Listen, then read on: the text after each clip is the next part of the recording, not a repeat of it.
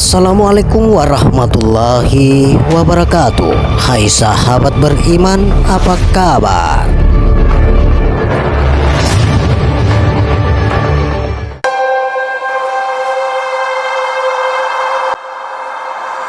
Sahabat beriman yang dirahmati oleh Allah Subhanahu wa Ta'ala, kali ini kami akan mengupas isi perkataan Allah dan Satul Bukti.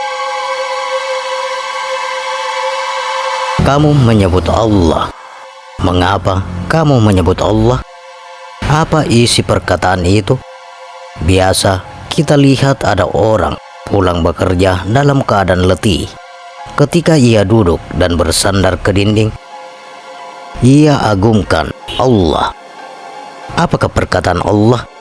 Isinya capek. Ada juga yang sedang mengalami kesusahan hidup. Ia juga bergumam Allah. Masa perkataan Allah isinya kesusahan dan keluh kesah? Jadi sebenarnya apa isi perkataan Allah itu? Zat, sifat, asma, af'al, itulah isi perkataan Allah itu. Lihatlah pada sekalian alam, semuanya termasuk diri kita, mengandung zat, sifat, asma, af'al. Itulah Allah. Wajar kita berkata Allah, karena kata Allah itu nama kebesaran Tuhan. Jadi setiap kebesaran Tuhan itulah yang disebut Allah. Coba dipahami dalam kalimat tauhid, la ilaha illallah, tiada Tuhan melainkan Allah, alias tiada Tuhan melainkan kebesarannya ada pada segala sesuatu. Karena sudah nyata yang ada pada sekalian alam, baik alam dunia maupun alam akhirat, yang ada hanya zatnya, sifatnya, asmanya dan af'alnya. Jadi ketahuilah mengenai Allah dan Tuhan ini. Jangan sampai kita tidak sadar selama ini sudah menyembah nama, bukannya menyembah Tuhan yang tidak bernama. Uraian ini untuk menaikkan derajat dirimu. Satul Bukti bukan nama Tuhan. Kebanyakan orang berpandangan bahwa yang dinamakan Satul Bukti itu nama Tuhan. Bagi orang tauhid, Tuhan tidak bernama.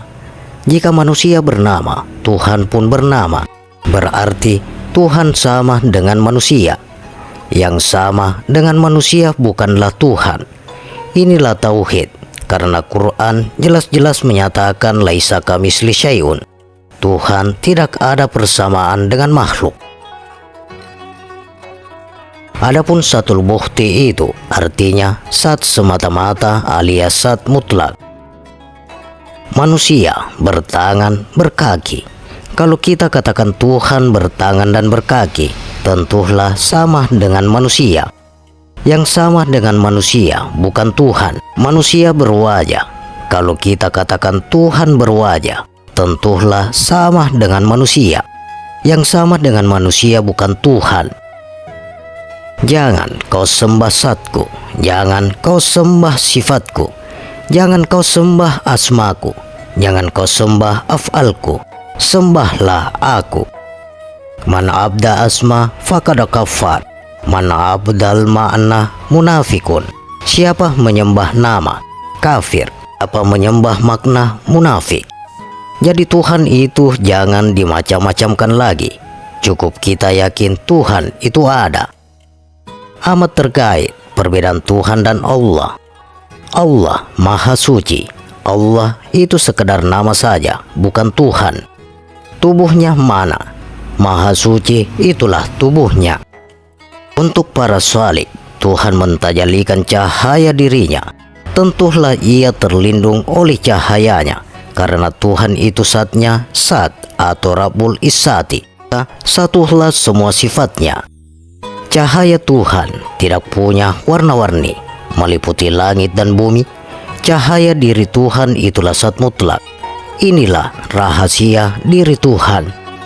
Dinamai rahasia diri Tuhan atau cahaya diri Tuhan itu Allah. Jadi Allah itu nama kebesaran zat mutlak yang bersifat jalal. Dari yang bersifat jalal inilah diadakannya yang bersifat jamal. Pada sifat jamalnya dinyatakan sifat qaharnya. Setelah itu disempurnakannya semua kejadian itu pada sifat kamalatnya. Maka dalam kalimat tauhid itu sudah terkandung sifat jalal, jamal, qahar, kamalat. Nyata senyata-nyatanya ada pada sekalian alam bagi yang paham. Yang sudah paham dengan musyahadah saja, tidak terhitung-hitung banyaknya. Sebelum ada makhluk, dia atau Tuhan sendirian. Tak ada nama sebab siapa yang mau memanggil Tuhan atau Allah. Hanya dia sendiri yang ada. Terus dia berkehendak untuk dikenal, maka diciptakannya makhluk.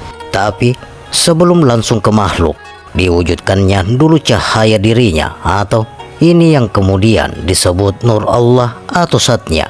Cahaya diri Tuhan inilah yang diberi nama kebesaran Allah. Quran Surah Nur ayat 35 dan Fussilat ayat 54. Aslinya, kata Allah itu bukan nama bagi Tuhan. Asma Allah disebut Ismu Zat sama dengan nama bagi Zat. Bukan nama bagi diri pribadi yang tak bernama. Tapi juga lupa bahwa cahaya diri dengan pemilik cahaya itu kan Esa. Jadi kalau kita sudah paham ini, kita menyebut Allah sudah langsung mengacu ke diri pribadi tak bernama itu.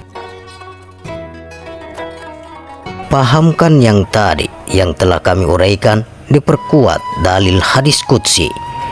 Jangan kau sembah zatku, sifatku, asmaku, af'alku, tapi sembah aku. Zat, sifat, asma, af'al sama dengan nur, sama dengan tubuh maha suci. Makanya prihatin kita kalau umat Islam tidak tahu ke dalam prinsip tauhid ini. Bisa-bisa selama ini sebagian besar umat Islam baru sampai menyembah nama Tuhan, belum menyembah Tuhan langsung.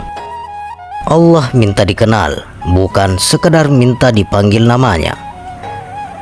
Man abda asma faqad kafar, man abdal ma'na munafikun.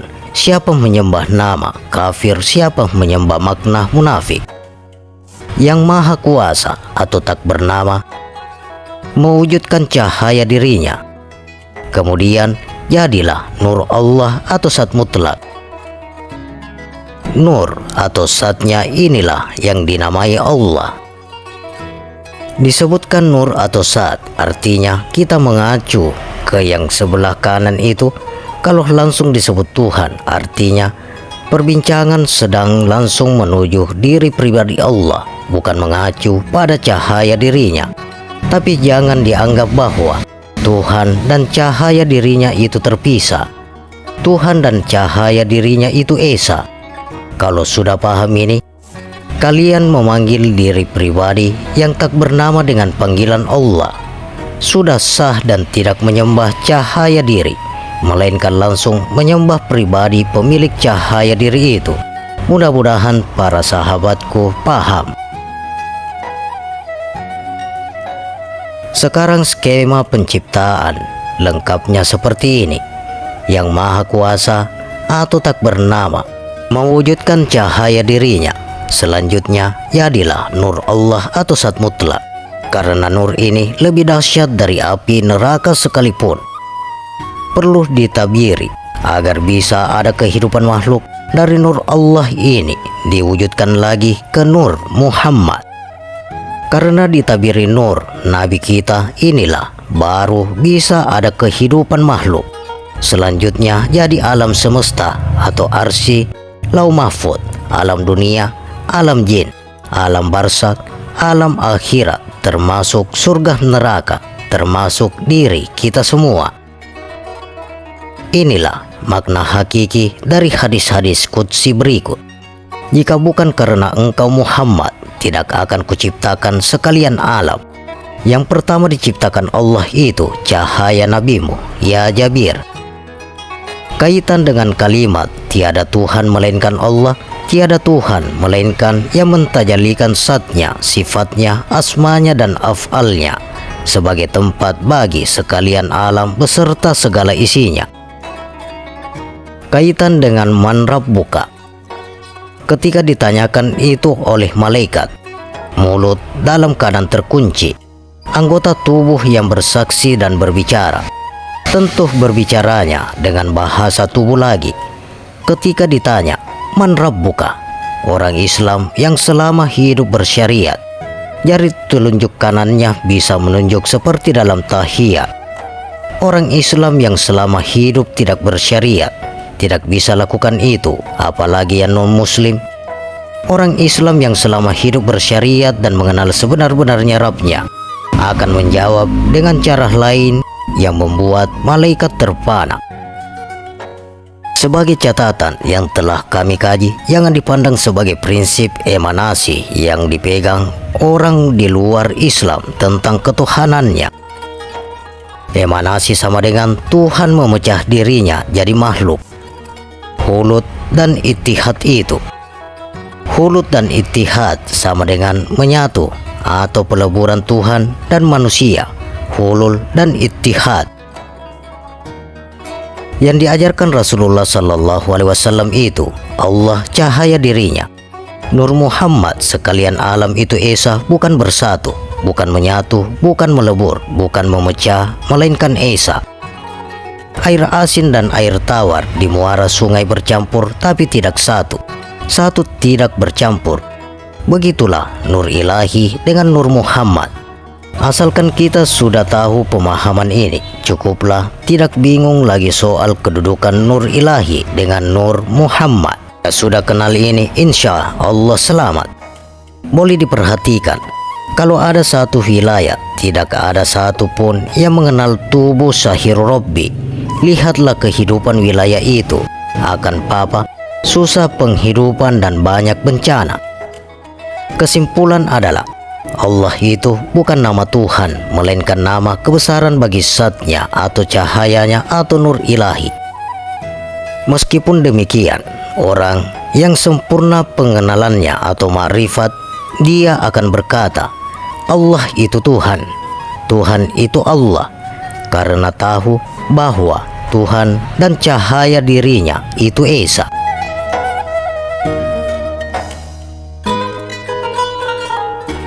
Demikian sahabat isi perkataan Allah dan Satul Bukhti. Bagaimana pendapat Anda? Silakan share pendapat menarik Anda pada kolom komentar.